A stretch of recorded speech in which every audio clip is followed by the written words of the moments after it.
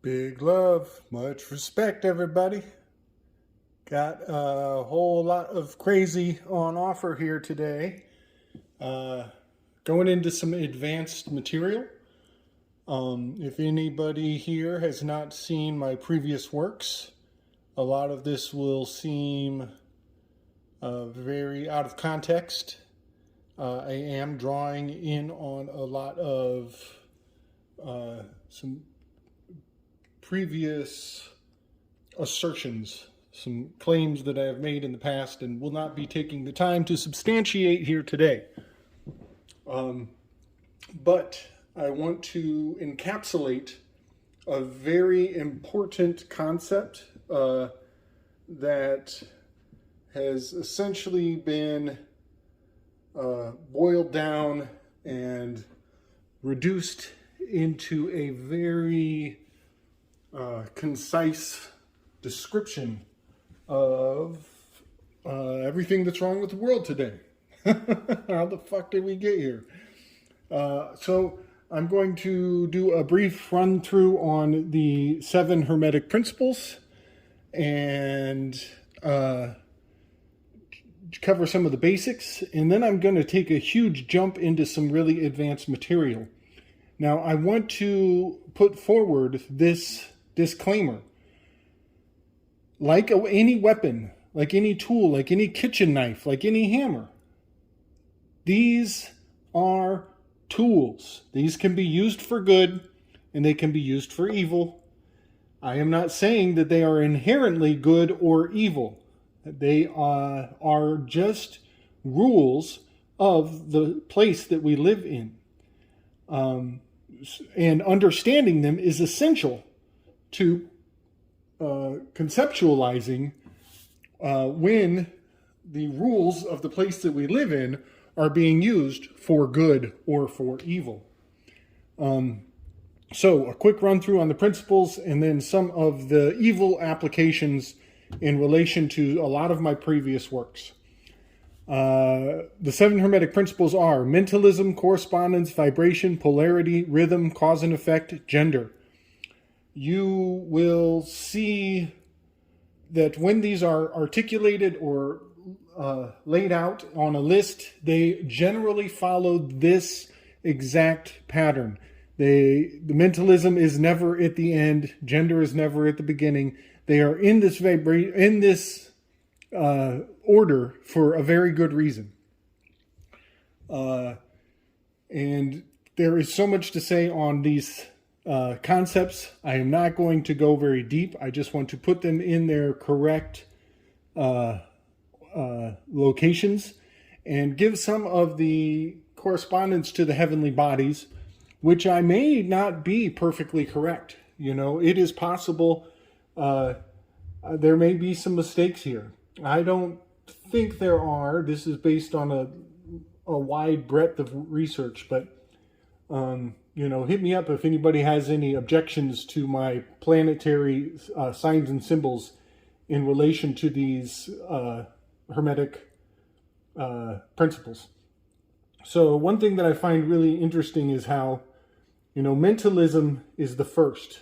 It has the singular dot. It has the monad, beginning with the M, the flame. But a lot of people will show how the symbol for one is, it hugs that dot, and how the symbol for, this is going to be hard to do without smudging my work here. Excuse my handwriting. The symbol for 2 has a yin-yang effect when it divides the 2 monads. And this is cell division. You know, these are the fundamental building blocks of, you know, what we're told is the process of life.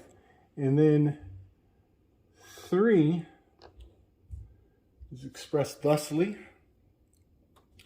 4 has the same effect, very similar. Let's see.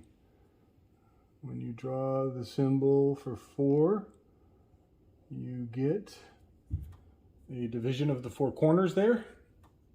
And you will notice also, you will see some very interesting relationships to these shapes and their planetary signs. You'll see how this makes a bit of a 3. This makes that swirl like a 2.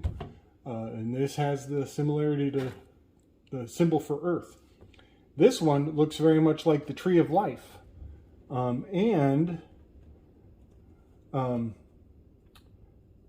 You can actually...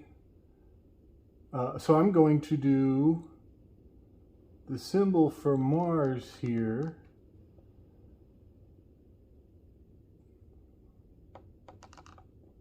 Here we go. And I'm making 2 5s. You see how the 2 5s are mirrored to one another?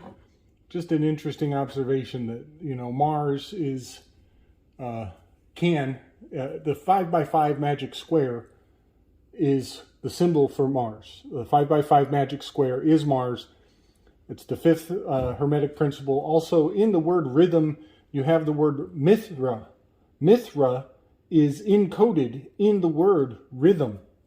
You know, so this is very much fixated around Rome and Roman secret occult warrior class, having much to do with war, wrath, the red planet of Mars. And then cause and effect is Jupiter and Saturn. And I will point out that the foundational etymology of the word cause relates to chaos, but it also relates to gas. The word gas is an etymological root of cause. And Jupiter is a gas giant. It is the cause of, it's an agent of change, a powerful agent of change. So I just want to point out that cause and gas correspond to Jupiter. Effect is a profound correspondence to Saturn, the last of the naked eye planets. And you'll notice that Venus is out of place. In the order of the planets, so far we're actually relatively in order of what we're told, the construct of the solar system. And that Venus is completely removed from her general location. She would be here between Earth and Mercury. That's a very long explanation. I'll try to be very quick. But Mercury, because of its speed in its orbital path, Mercury spends more time collectively in proximity to Earth. And because Venus is moving more slowly, Mercury spends collectively more time in proximity to our planet than Venus does, because Venus is moving slower. It is very much a allegory for the tortoise and the hare. So I will just point that out, that Mercury is technically closer to Earth than Venus, and that does explain how they are interchangeable and why they are often in competition for the title of morning star. However, I put Venus at the end here on the very final principle. On the 7th day he rested on his 7th chakra. The 7th chakra, 7 by 7, is the magic square of Venus, adding to the 49. But I'm not going to get too into that. On the 7th day he rested, he sat on his root chakra, and your root chakra is your gender. That is where you rest. Now, another reason why Venus is the last of the Hermetic principles is because Venus is the newest planet. It is the latest addition to the system. It was birthed out of it is the effect of a conflagration between Jupiter and Saturn. Anybody who knows about Mickloski will know that I'm not just pulling this out of my arse. I'm pulling it out of Saturn's arse and shooting it into the body known as Jupiter. And the great red spot is the scar that was caused by this conflagration. And the Venus, much like Eve taking a bite out of the apple, Venus made the scar on Mars, Jupiter. the red spot, the GRS, Great Red Spot, Great Reset. The planet Venus punctured the ribs of Mars. Of Jupiter. So,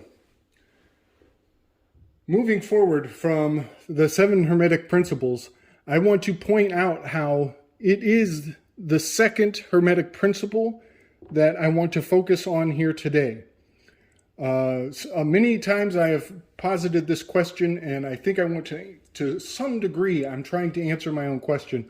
I will ask people, we know about the first world problems where there is minimal resources, there is much worry, much lack of information in the context of the colonialized world. They do not know the language of the people who have come to dominate their economic system. So the first world is put in this first place where mentalism is the primary obstacle. Then we skip the second world and we go straight into the third world, the material world with vibration. And never do you hear an explanation for where is the second world. Why do we have first and third world problems and we never speak of this second world?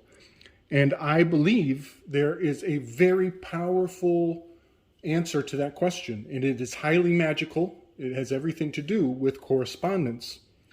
I believe there is a second world. I believe there is a hidden dimension to this reality that we are completely castrated from. It is removed from our knowing.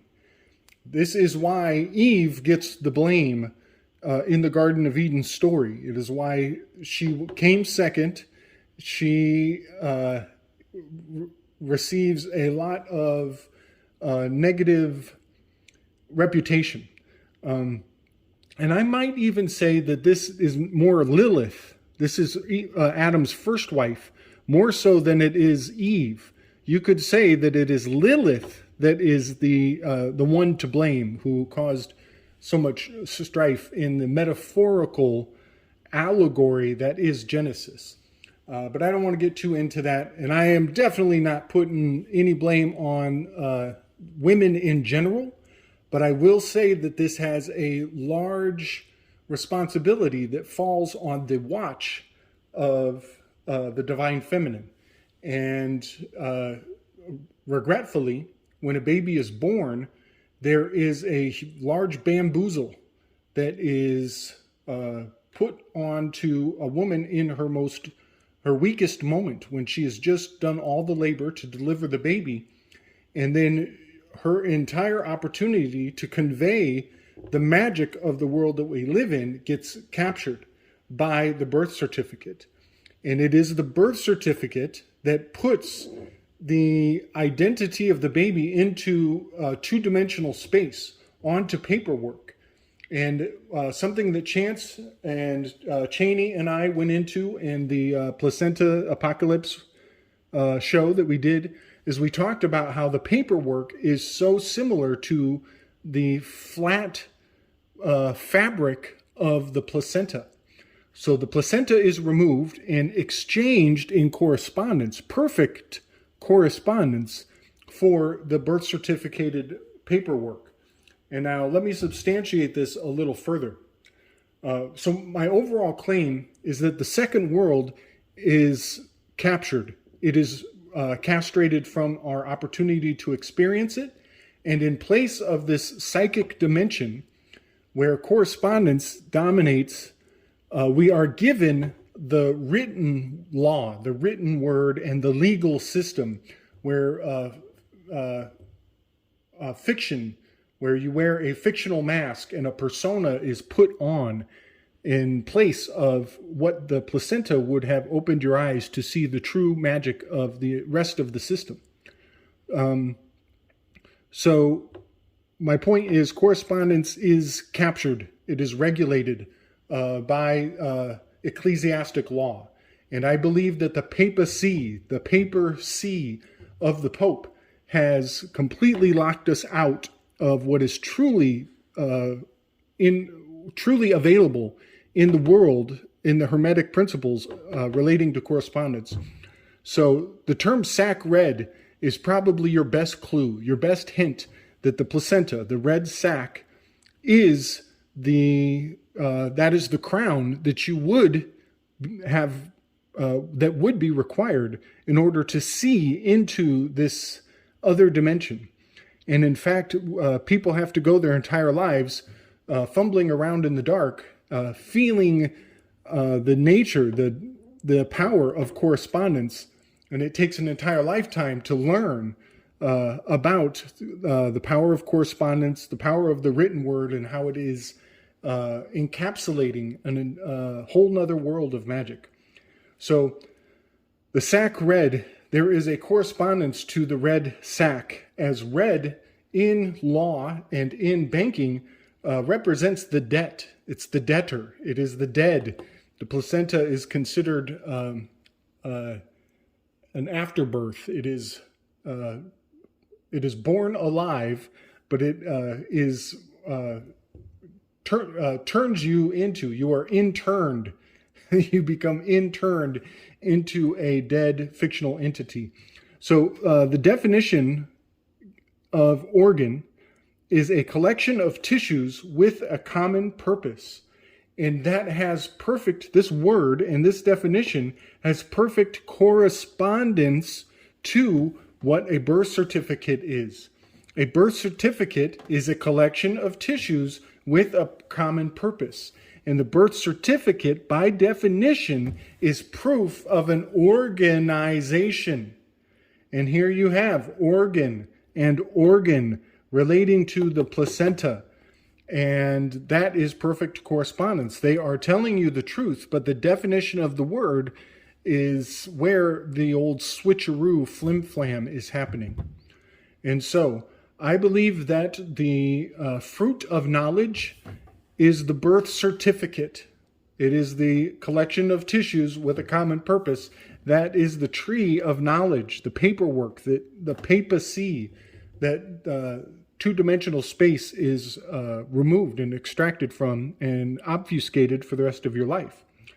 And the tree of life is the placenta.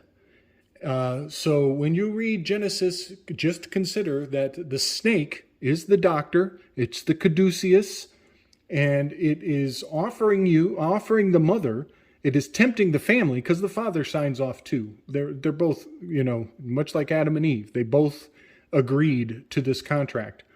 And there are 3 members to this contract, Adam, Eve, and the snake. And that is the nature of a trust. The beneficiary, the trustee, and the debtor. The debtor, the creditor, and the beneficiary.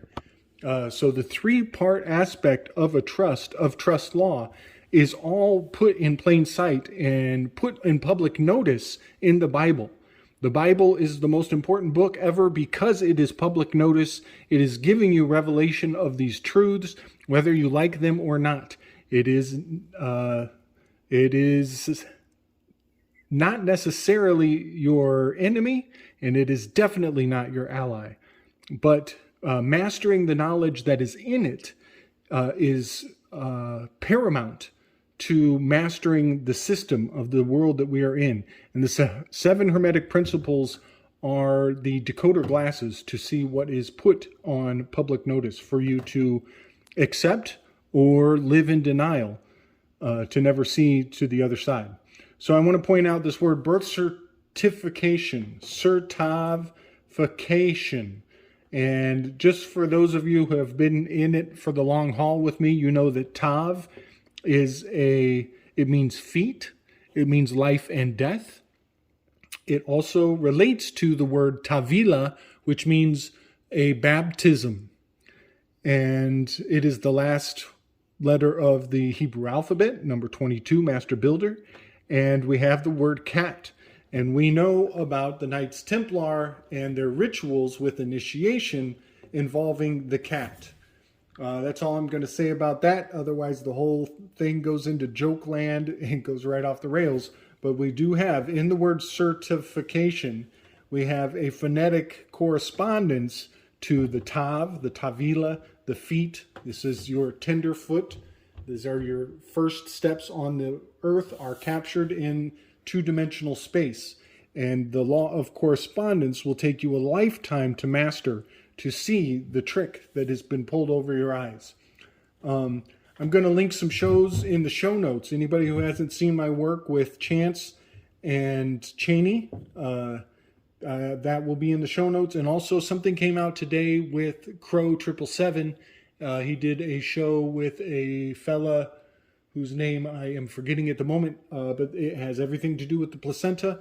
And I highly recommend everybody get on the pay for the membership of Crrow 777 so you can hear the second hour. It's very profound. They are talking about the legal system and the presumptions of law that are placed on us. They are, however, missing, in my assessment, they are missing the spiritual component. And they do not fully appreciate the value of the placenta because it's a leap of faith to even conceive of that birthright of kings and what it may truly represent. So there is a quick rundown of my opinion on 7 Hermetic Principles and what the second world problems have been all along. Much love and respect, everybody. Hope you dig it. Give me some thumbs. Give me some comments. Let me know what you think. Strength and love.